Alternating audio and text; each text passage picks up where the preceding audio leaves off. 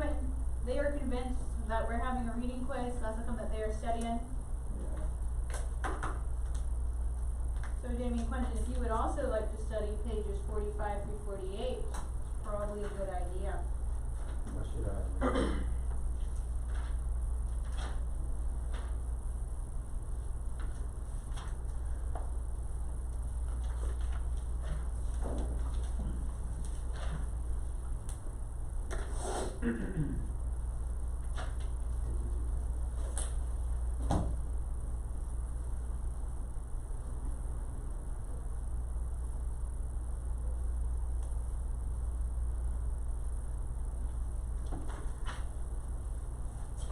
They'll always be universities.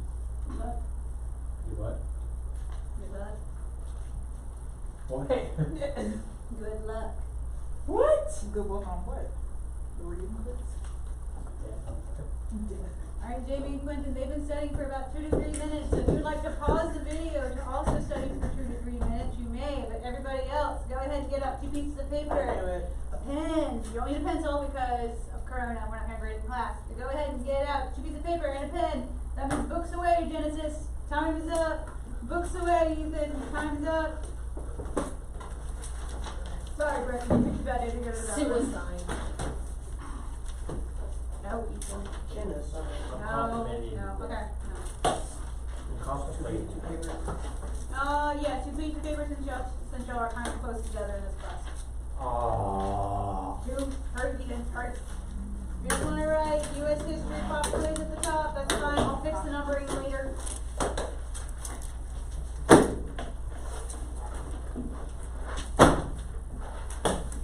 Write your name and the day at the top, 1 through 5. These are a little bit easier than the regular D1s. Potentially. Potentially. Yeah, but you get a lot of points off. Sure. Alright, number 1. Alright. Cover over it, it actually has stuff on it. Here. Ooh. Give them a couple more seconds. Okay. Do you care if I read Genesis N? It's supposed to be first and last name, so in order to be consistent with all the other teachers, first and last name. You can write the, no.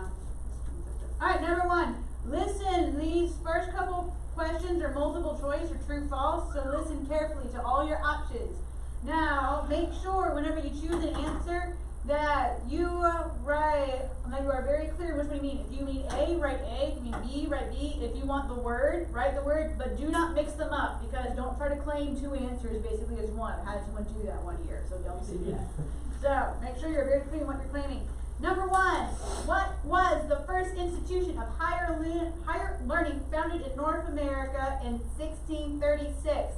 A, Yale. B, Princeton. C, Harvard. D, Rutgers. So what is the first institution of higher learning founded in America in 1636? A, Yale. B, Princeton. C, Harvard. D, Rutgers. C was Harvard, A was Yale, B was Princeton, D was Rutgers. Make sure you raise your hand during the quiz. Number 2, what required all towns of at least 50 families to hire a teacher and all towns of 100 families or more to open a grammar school? A, Old Aleuter-Satan Act. B, English Primer Act. C, Grammar School Act. D, Education Act. So number 2, what required all towns of at least 50 families to hire a teacher and all towns of 100 families or more to open a grammar school? A, Old Aleuter-Satan Act.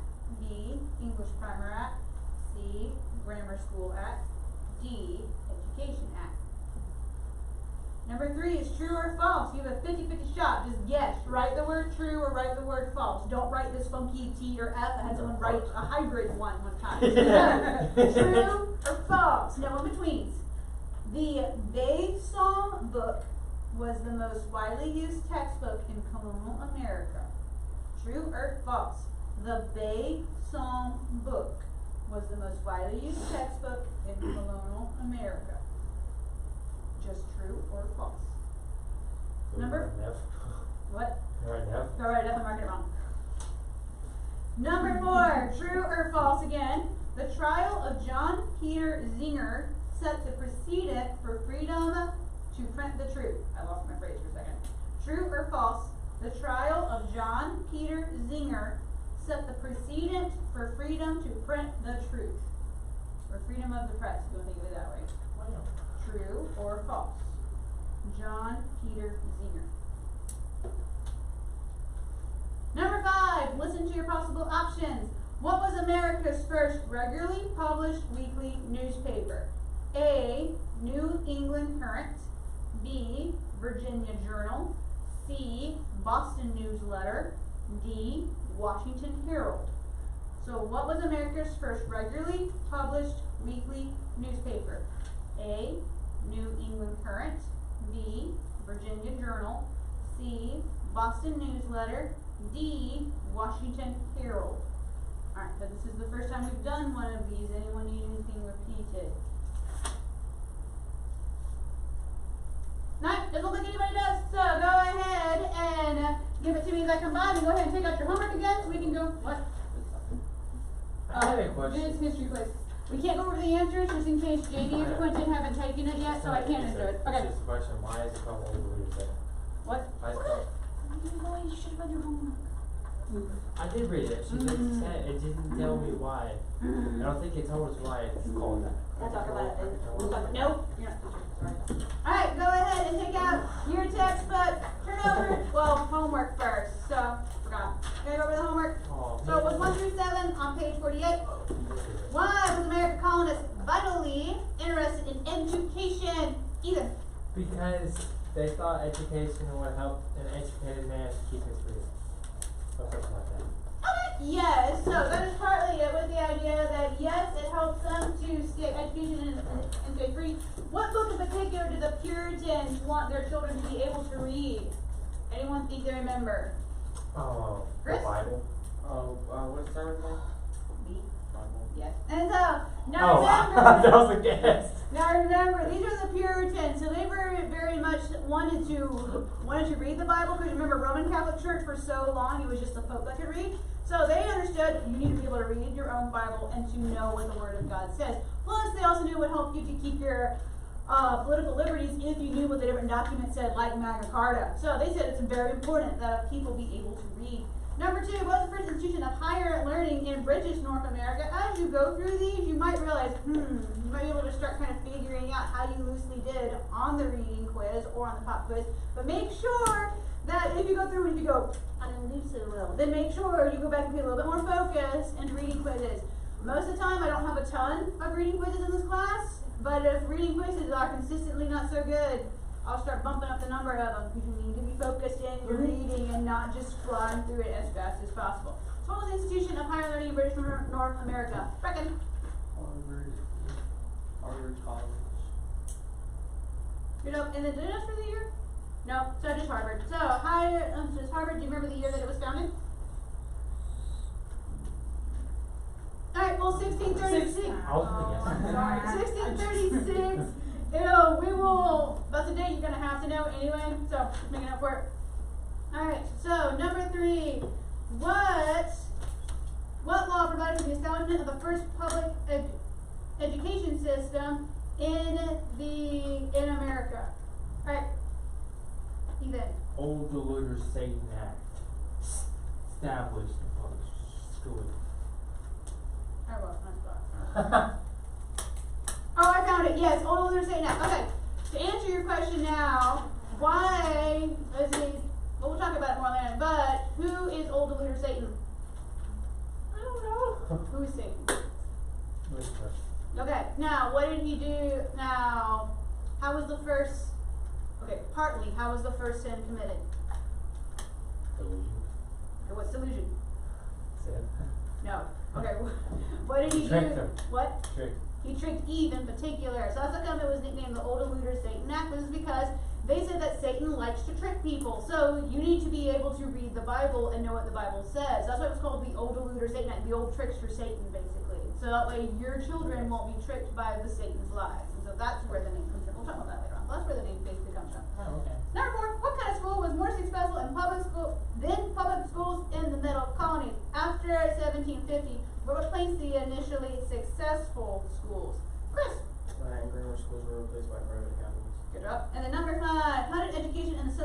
different from the other colonies? Reckon. More northern colonies and Say it one more time. northern colonies one that learn more. Oh, it's actually like the education system. Like, in the northern colonies, they would basically send them to like a public school. In the south, it didn't work because you have plantations spread out from each other. So how do they do it?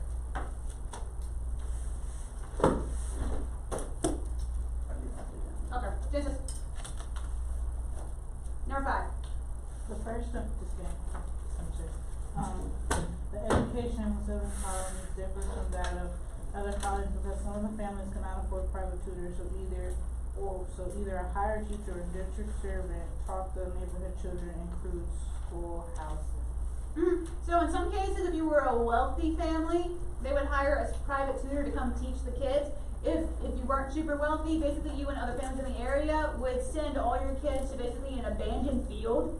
That's basically what it was. And so you would all learn together at an Why don't we do abandoned that now? field. What? Why don't we do that? That's I mean, we're weird. basically what we're doing, we're just not in an abandoned field. Oh, That's basically cool. what's happening. Alright, number 6. Who has been called the first American? Describe some of his accomplishments. Reckon. Benjamin Franklin. Good job. His accomplishments? Yeah, what did he do? I didn't even write that down.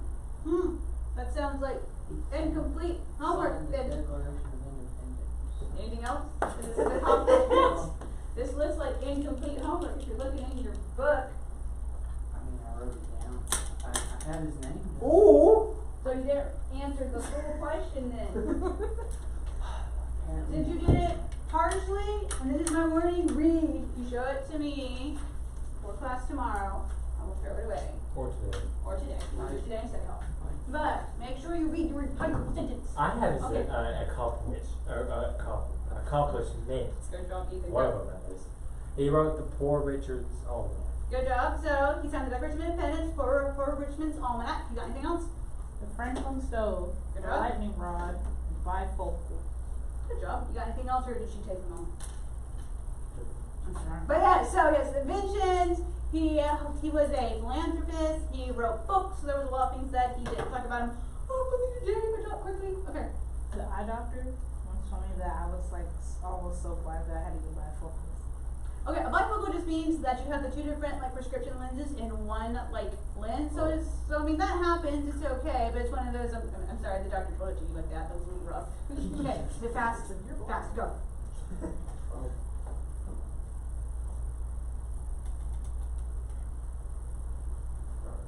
I'm sorry. Number 7. Why would the ability to publish even negative things about a government be vital to a free nation?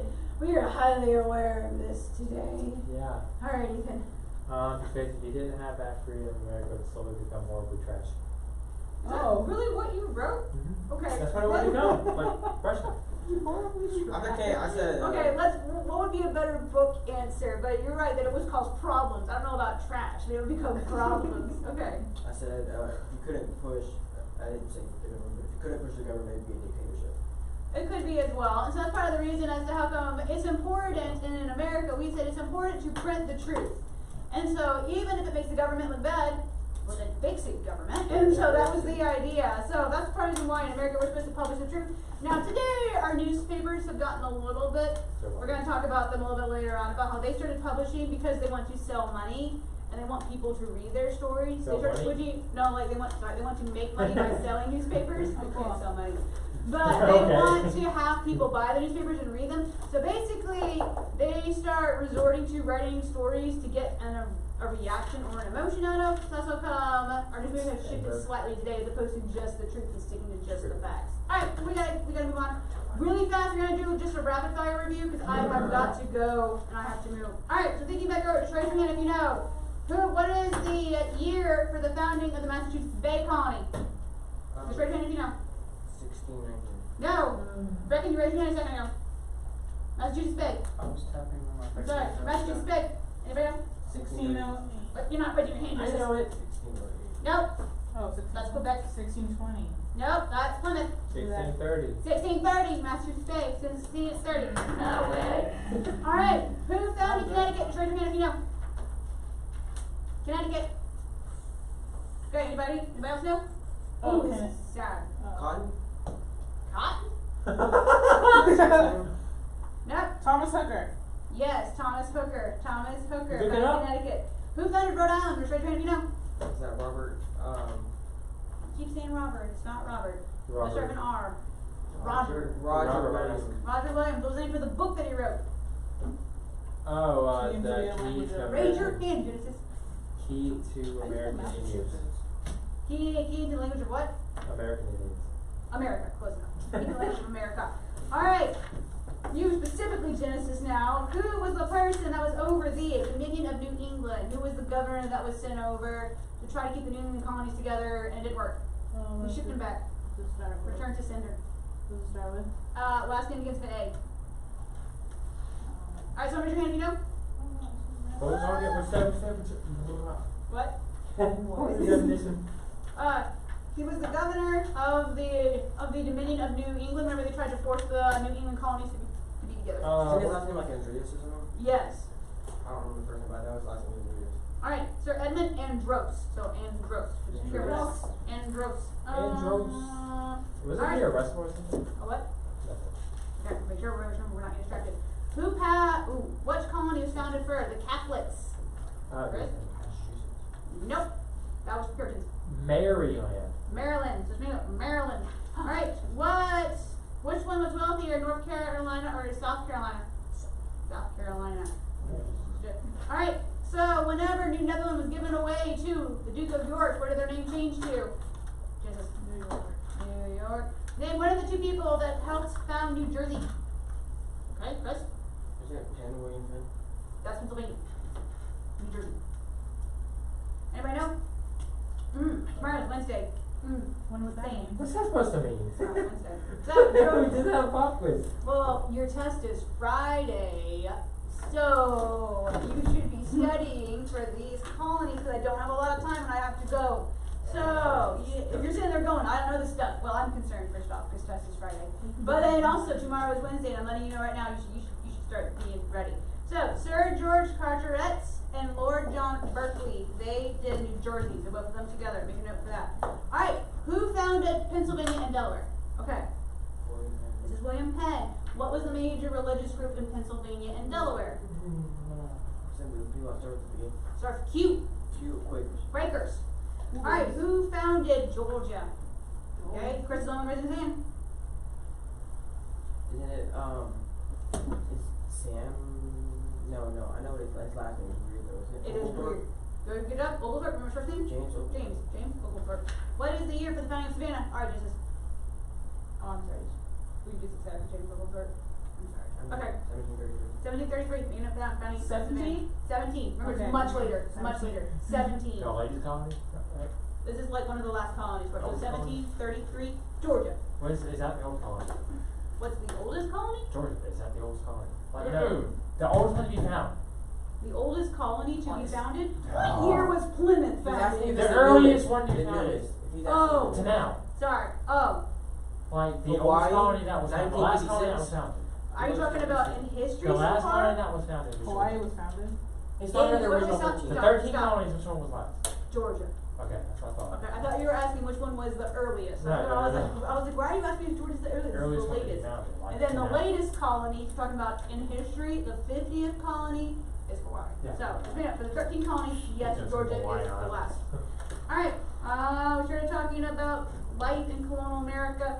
What was the main type of churches in the New England area?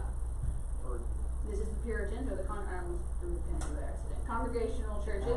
I would have heard. What is the major religion of the middle colonies, or was it diverse? Anglican. Middle. Diverse. What was the main religion of the southern colonies? You raised your hand, Rickon. That's Anglican. I thought it was Anglican. I know. I keep hearing y'all say Anglicans and I'll start me off. Anglican is how you say it. Anglican. But if it helps you to remember it for spelling, Anglican, no, Anglican is how you say it. So just be careful for that. Alright. What were the three basic three basic social classes of the colonial Americas? Okay? So you have the indentured servants, Yep. middle class. Yep. What's the last one started with? A. A. And then you have the Olsen. We call call really rich person? Aristocrats. Aristocrats or the aristocracy. Alright, so what type of farms did the New England area have? Raise your hand, I'm gonna go Brecken. I'm sorry. Alright. Sir. Nope. Plantation? Nope. New England, not south. Are you asking like What type of, like, they had farms, but like, what were they used for? Oh, tobacco? That's south. Alright. How farm? That's Yeah. I was gonna say shipping, but there was a lot of shipping. Okay, they had farms, but they mainly did Poppy. use for family farms, basically, is like extra food. It's because you're right that most of them were involved in like shipbuilding or other type of industrial stuff. You couldn't grow your own food and just live off that, you'd starve. So they would Why? grow extra food. Cotton's in the south. South. This is New England. That's it. You can grow your food. You can't grow it north. What? You can't grow your food up north. You can't. It's live too by yourself. rocky and it's too cold. So a lot of food, like you would grow some small family farms, but that was about it, just because you couldn't really make it and survive off that. So I said, we need to switch over to something else, some other way. Now, what was the nickname for the middle colonies? Because they could grow so many grain substances. What was their nickname? Either? Bread colony. Bread colonies. And then what was the two of the main products of the South? Not cotton yet. Cotton's coming, so it's not there yet. Is it tobacco? Tobacco? And fur? Okay, crop. Tobacco, is it tobacco, like, Nope. is it food? This is a dye. Oh, is it tobacco and like, is it a flower? No. Alright, indigo. Indigo, and then rice as well for it. Okay, that's where we left off. So look over on page 41. If you do not know that in my rapid fire review, then you study. Study. So, we left off talking about basically, we're on this one. Talking about life in the colonies, and talking about what would have been like if you grew up in that time period, how would it have been like basically for it. So depending on where you're at, your culture was a little bit different. So, your book talks about that Virginia also employed the headright system. Now, the headright system was kind of like an early version of the plantation for it. So, in Virginia, whose feet is it? You make it. Alright, so Virginia, they employed the headright system. This is whenever each parcel of land was given to a settler or whoever paid for an indentured servant to come over to the United States. The investor, he could get a lot of land this way, because basically they were given pieces of land based on how many indentured servants came over. And I remembered an indentured servant, did they have a chance to be free, Chris? Yes, they did. So, an indentured servant, you basically pay for them to come over, they work for you for about 7 years, then after that they're a free person. But a lot of people saw, if I could pay to have these indentured servants come over, I can get a lot of land this way. So, page 41. Transportation and communication. Could you travel by car in this time period, Ethan? No. No, could you travel by boat? If you want to. Yeah, if you wanted to, but why couldn't you travel across boat everywhere, Genesis? I want to say go. Why can't you travel by boat everywhere? Because there was water everywhere. Yeah, so they did have like stagecoaches, kind of early ideas. So it's not the Wild West stagecoaches, but there were roads connecting areas from one area to another. So your book points out the larger cities, they were connected by post roads. This is how the mail could be carried. Now, your book points out as well, this was a slow, not comfortable process. They did not have shock absorbers in their wagons, so you would feel like every bump and jolt in the road. It was not fun. It was not a good time. It was dusty in the summertime. It was cold in the wintertime. It wasn't fun. It would take you a week to get from Boston to New York City by stagecoach, which today we can go very quickly. But from Boston to New York by stagecoach take you about a week. Now we're going to see transportation is going to get gradually faster and faster throughout history. But just from going from Boston to New York, it would take you a week of not fun travel. Just so you know, early communication and transportation was really slow. Alright, industrial endeavors. So, what type of job would you have depended on where you lived in the United States at the time period? So if you lived in the New England area, because you had a lot of coastline and a lot of timber, they typically use they typically use more of like a factory. Now it's not quite the Industrial Revolution as you think of it yet, but they were more prone to be building their own products and then selling their products to other people or selling them to England. They had excellent fishing grounds, they had fine harbors, they had waterfowls to serve as a power source. So they could use these to be able to make their own goods and then sell them to other colonies or sell them to England as well. So New England was more England was more involved in industry or manufacturing that way for it. In more the middle colonies, they would use more of some industry as well for it, but they had food as well. In the South, it was mainly agriculture. Most of the South switched over to doing just agriculture. Now they had other means to do other types of industry, but pretty much in this time period, it was pretty much just agriculture in the South for it. Lumber industry up in the north, they had a lot of trees, so they made a lot of lumber or wood products from it. Also, shipbuilding becomes very important. Go over to the next page. Since they have a lot of timber, they can also build a lot of ships. Now remember, ships is how you get across the ocean. So building ships was very important to the colonists, and then also building good ships to make it. Because what would happen if your ship couldn't make it across the Atlantic, Ethan? Yeah. Yeah, so you have to build a good ship and make sure that it actually makes it across. So in New England in particular, shipbuilding becomes primarily important. Remember, this is where their harbors are, most of the good ones. Now remember, Charleston is also a good harbor. But most of the harbors are in the New England area. So because of that, shipbuilding up there becomes predominant and becomes a major source of income for families because they want to take the timber and build the ships for it. Fishing and whaling is also important, in particular in the New England area. Fishing and whaling. Alright, anyone know what whaling is? Yeah, for their oil in particular in this time period, because Right. oil was used in lamps. And I remember gasoline and electricity had not been used yet for to power electricity. I thought they burned it back. Mainly in this time period, it was mainly for the oil. Now there was other products that was also like the whale oil. It was used because they needed it for fuel. Now they did use the other parts of it as well for it, but the oil was one of the major reasons that they wanted it because they would use it in lamps for light and for them to be able to see once the sun went down. So that's the reason why they did it. Now again, there were other parts of the whale that were also used, like the whale bones. And they were used in some cases as the corset straps on the inside. I believe it was the baleen part of the whale that they used for the ladies that were corsets. That's where those thin rods came from, if I remember correctly, when I was looking it up a while back. But that's the reason why they would use other parts of the whale, but the oil was considered the major part. Alright, quick question. Genesis. What is the point of a corset? It was considered fashionable for a young lady back then to be extremely skinny. Thankfully, we don't wear those today. Okay. But back then, again, fashion, depending on where you're at in history, fashion is weird. There's always some kind of weird, funky part of it. But yes, that was one part. Alright, so fishing and whaling. So fishing, again, how many of you have been to New England to eat the fish before? They're supposed to have really good fish and fishing water. They're supposed to have really good fish like salmon and stuff up there. I've been to New England, so I don't know, but it's supposed to be really good lobster and stuff. Wait, raise your hand. What? Is Philadelphia parking lot? Oh, Like- yes. Pennsylvania? Yeah, that's close enough to it. Yeah. So again, it's one of those. It's supposed to be really good. I just haven't made it up there high enough yet, but it's supposed to be really good. All right, fur trading. Now, fur is also important. Now, keep in mind, what country did we talk about the fur trading in particular with already? All right, Genesis. France. So again, but even though these are English people, they still did fur trade as well. Fur trade is also important. But since a lot of the Americans are coming here, English settlers are coming here and staying put, they wouldn't just move around and follow the animals and trade with the Indians. So a lot of kids had other endeavors, but fur trading was important, just not quite as important as it was for the fur traders in France coming over and getting a whole bunch of pelts and then going back home. Alright, so fur trading was another one, fishing and whaling, shipbuilding, lumber, large farming. Alright, so domestic manufacturing. Alright, if you have the domestic system, what does that mean? We talked about this yesterday with homework. Ethan? Work in your home.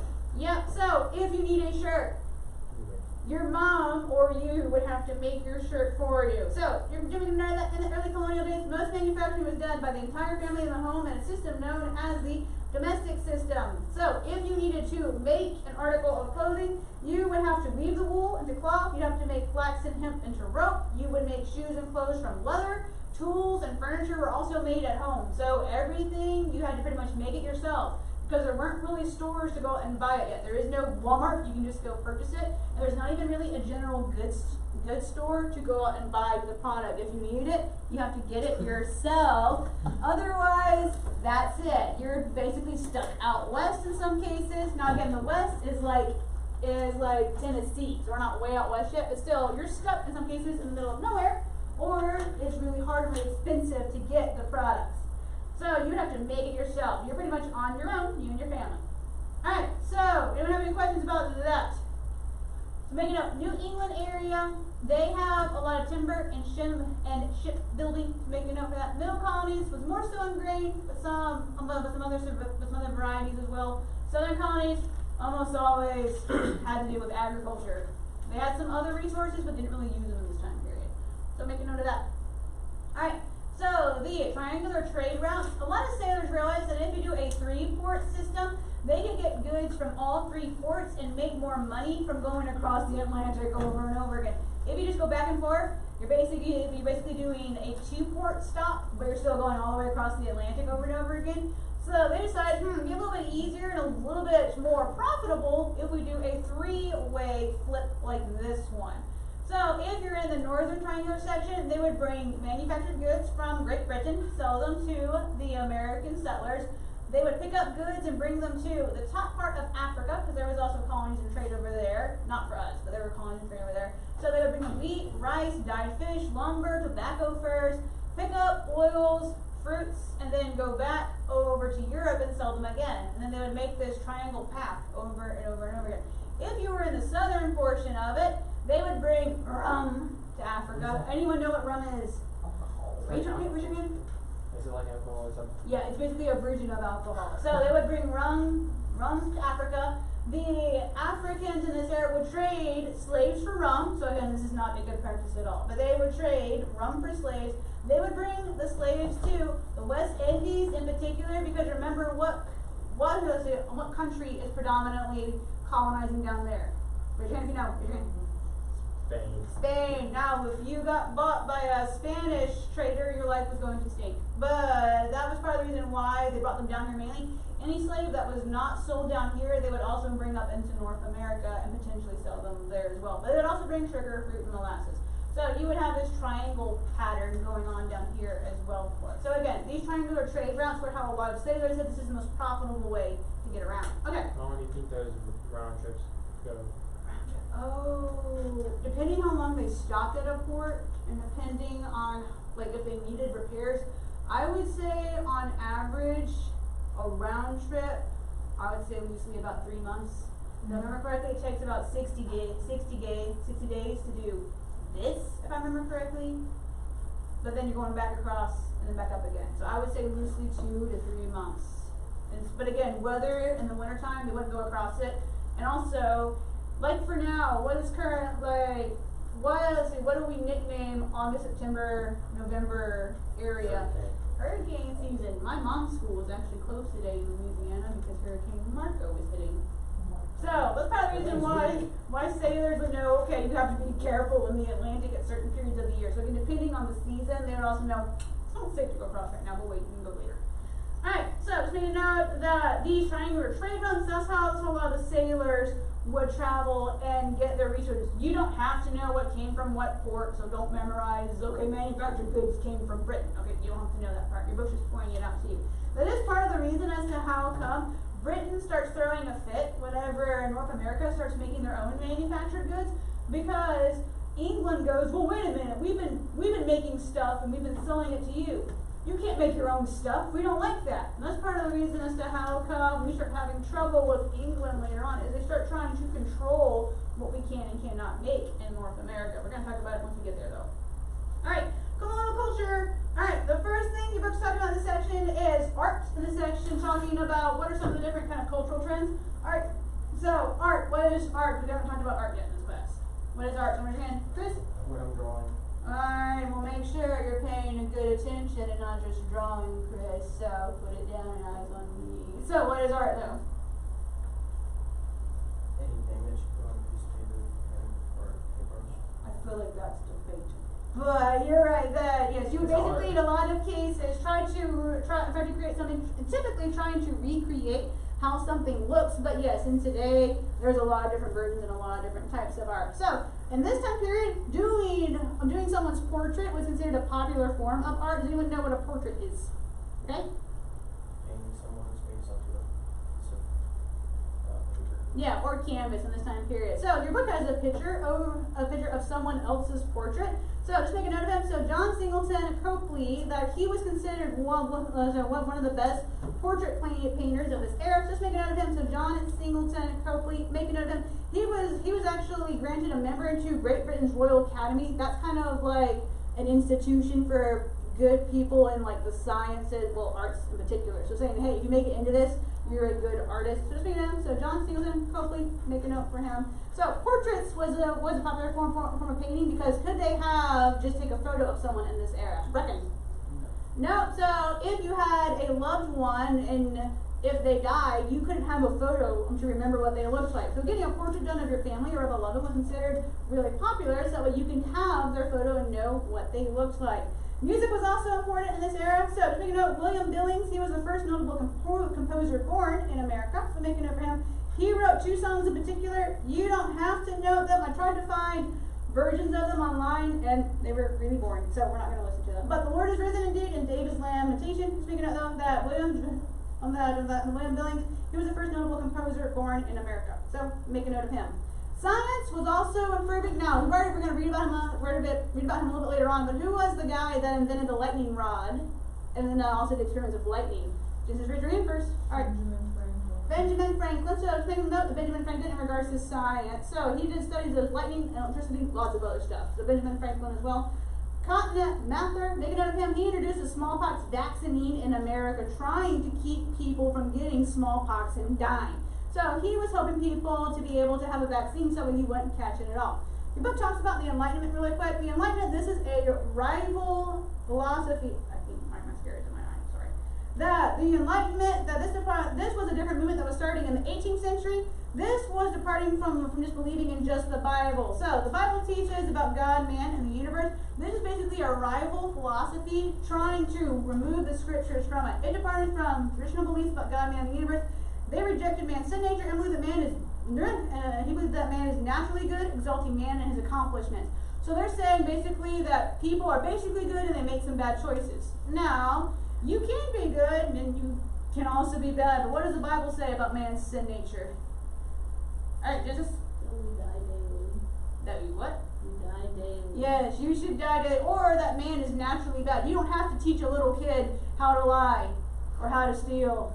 The little kid will automatically know how to lie and how to steal. So, but they were saying that man is basically good. So it's a different philosophy and it's against the Bible. So you're both pointing out that this wasn't taking root in America yet at this time period. It was over in other areas of the world, but most Americans, because of the Old Luther Saint Act and other things like that, they put such a value on education, on reading the Bible. Most people had not bought into this yet, but just make a note that it is starting in this era. Alright. Home life, so what it would have been like to grow up in North America. Most of this stuff you don't have to know. Your book is pointing out for you. One of the key things though was that every home had a fireplace. If you had a large home, you might have several fireplaces. Why, Chris? Because you didn't have air conditioning or a heater. Yeah, so if you needed to stay warm in the New England area, you had to stay around the fireplace. So depending on how large your home is, you might have one fireplace, you might have a fireplace in each room. It just depends on how large it was. That's the reason why the fireplace was so critical, because not only was the heat, what else was important about the fireplace in Genesis? Make food. Yep, you had to make food there. So that was where your mom typically cooked, or if you had a larger house, like a plantation, the indentured servant or slave might cook there. So again, the fireplace was kind of, depending on where it was a place of food, place of light, so that way you could read by it, you could get heat there, and a lot of cases they would have socially hang out, because it was hang out there, it would be cold. So a lot of cases families would hang out around the fireplace, talk to each other, sometimes play games, maybe weave wool into cloth, it just depends, but it was an area to basically get stuff done. Alright, any questions about culture? Next page. I'm trying to move quickly so we can hurry up and wrap this up. Alright, so your book points out food was also a great variety depending on where you lived at in the United States. In the New England area, you're going to eat seafood typically for it. In the South, you're going to have more of agricultural based food, like what, Chris? Fried chicken. Okay, not there yet. Make sure to raise your hand. Raise your hand. Yes.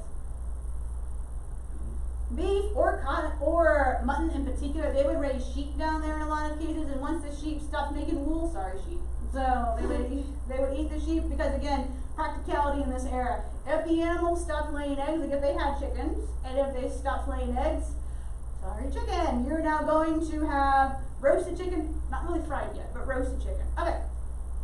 Is it possible for a chicken to stop laying eggs? Huh? Oh. Once the female chicken gets too old to lay eggs now, she is dead. Oh, okay. Yeah. Alright, so, in a lot of cases, it was just practicality. You couldn't have pets in this era typically. You had a pet as long as the pet was practical. Once the pet was no longer practical, the pet died in a lot of cases. Did they have dogs and cats? I think they had some, I don't think they were as practical yet. Maybe cats for like keep down rats and stuff. I don't know about dogs because sheep herding with dogs wasn't quite using dogs yet for this era. Horses, I guess if you wanted to have a horse as a pet, but at the same time the horse was practical. Alright, so the book is pointing out that again, most food, it was variety based on where, based on where you live. Tea was important to colonial culture though, that's because it was important to English culture, so it got transferred over into our life as well. Life on the frontier was hard. Frontier life was rugged. Let's read about Daniel Boone really quick. Who wants to read first? I have to move. Chris. Frontiersman Daniel Boone exemplified the spirit of the pioneers. He explored the lands beyond the Appalachians, blazed through a trail in the mountains, led the settlers to promising new lands, and helped them establish and protect new settlements. Because of Daniel Boone, Kentucky was open to settlement, and pioneers began moving westward. Good job. Our next person who wants to read, raise your hand. Genesis. Boone's success as a frontiersman was partly because of friendly Native Americans on the Pennsylvania frontier where he grew up. From then he learned how to survive in the wilderness and become familiar with tribal warfare. Boone's great marksmanship also contributed to his success. His knowledge of Native American habits and his expert handling of the rifle were two of his greatest assets as he explored the frontier. Good job. Alright, who wants to read next? It hasn't had a turn yet, but I appreciate it. Reckon. In 1769, Daniel Boone led a party of men into the Appalachian, following a Native American path to the Cumberland Gap, a natural path through the mountains, to Camden, Kentucky. In 1775, Boone and a group of frontiersmen connected and widened the existing native trails through the Cumberland Gap, blazing a trail that became known as the Wilderness Road. Pioneer families, including Boone's, began to pour into Kentucky. Good job. Alright, last section, Ethan. Chuck Sandwich and Daniel Boone for the forward, so he became known as Howard's Boone's Park Oil. That's the population particularly increased Boone was found part of Western Surrey's faced fast on trail. You know, alright, more things to note about Daniel Boone. You make a note that he discovered or found or went through the Cumberland Gap, and then it got widened into the Wilderness Road later on. So know both parts of it. That he discovered as like the European person to go through at the Cumberland Gap, and then it got widened into the Wilderness Road later on. I don't see marking. Mark it. Mark it, Genesis. Alright. So, the advance of learning. So, New England education. Now, again, Massachusetts and the Puritans, they valued education. Do make a note of that date at the top of the, well, I guess towards the top of that section, the bottom of the page. 1636. That's the year for the founding of Harvard. So, this is the first institution of higher learning in British North America. Now, this isn't just like a regular school, like for kids. This is for kind of like a college. So, it's a little bit different. The English Puritans, they viewed education to be nearly as important as preaching God's word, to read the Bible, but then also to keep your political liberties as well. They understood you have to know what the documents say, like the Magna Carta. So they understood that you have to be able to read the documents. So, 1636, the Puritans of Massachusetts founded Harvard College. It was the first institution of higher learning. Over there, those young men, that they would study Greek, Latin, Hebrew. They understood, primarily for this one, that you need to be able to read the Bible. Also, they taught Greek, Latin, and Hebrew, as well as other things for it. Alright, common schools. These are for education for kids now. So, this isn't just higher learning. This is for everyday life in this area. So, common schools in 1647, Massachusetts passed the Old Eluder-Satan Act. This required all towns of at least 50 families to hire a teacher and all towns of 100 or more to establish a grammar school. And like how we talked about already, that because they felt like old eluder Satan would try to trick the children or try to mislead them through false doctrines, they said your kid has to be able to know how to read. So old eluder Satan Act, you need to be able to know how to read so that way they can read the scriptures. That's why it was called that. So just make a note of what it says. All towns of at least 50 families, hire a teacher, and all towns of at least 100 families or more to establish a grammar school. So it's just to establish education, saying you as a parent are responsible to educate your kids. If there's 50 of you in an area, you should be able to support a teacher and keep the teacher from starving to death. So that was the idea behind it. Most kids, they would learn to read on a horn book. It's called a horn book because it was typically a wooden paddle, and there was an alphabet and some early kind of passages written on it. Now, it was called a horn book. It was called a horn book because it had a thin piece of horn, kind of like a transparent cover to keep the the lesson safe on the inside of it. So the horn book, because the paper was protected by a transparent sheet of animal horn, And so they would learn typically their alphabet from it, usually the Lord's Prayer or a scripture verse. It was to help them kind of get started for it. Once they learned the Horn Book, they moved on to the New England Primer. This was the most widely used textbook in colonial America. It contained word lists, prayers, Bible stories, character building stories. After the primer, you would move on to the Bible and classics like Pilgrim's Progress. Do y'all read Pilgrim's Progress this year or last year? I thought you were asking if we read it. We didn't read it last year, this year. I know what it is. You were in 10th grade last year, so I can't remember because y'all rotate American literature and English literature. So y'all are in American lit this year. Oh, right? yeah, we did do it last year, I remember that. Okay, yeah. So then Pilgrim's Progress, you typically read it If I working could around. say, That's oh, part yeah, of how the long reason is it? why. We didn't read it, but it was in our textbook. It's like a short passage. Okay. I think you have to ask Mrs. Henderson, but I think you read the actual book whenever you're in 12th grade for it. Alright, just making a note that basically they would move up and read more and more passages and work on reading that way. Really quick, next page really fast. So grammar schools and academies in the middle colonies, Latin grammar schools were more successful, and they also got replaced by private academies. The most famous of the academies was Benjamin Franklin's Philadelphia Academy. Benjamin Franklin helped found an academy in the South. Because your farms are so spread out, you would have to hire a private teacher or an indentured servant. Okay, we'll stop now. So we're gonna start reviewing Thursday. Thursday. Alright, read pages 48 through 49. You're gonna ask me in study hall what the homework is. If you don't write it down now. You're gonna have to ask somebody I don't else. have anything to write down. I'm sorry. Alright, read pages 48 through 49. Answer on page 49, questions 1 through 4, you're not done. So read pages 48 through 49. Answer questions 1 through 4. You're also going to help you get ready for your possible test essays. You're going to answer on page 14, the concepts to consider section, questions 1, 2, and 5, still not done. So page 14, concepts to consider, 1, 2, and 5. Page 37, concept review, question 7. And page 50, concept to consider, question number 1. I'll do the whole thing again. So, read pages 48 through 49. 48 through 49, questions 1 through 4. Then, concept to consider on page 14, 1, 2, 5. On page 35, the concept to consider, question 7. And on page 50, the concept to consider, question 1. Is to get you ready for your possible test essays coming up. Right? Bye. Yeah. How did you do your quiz without?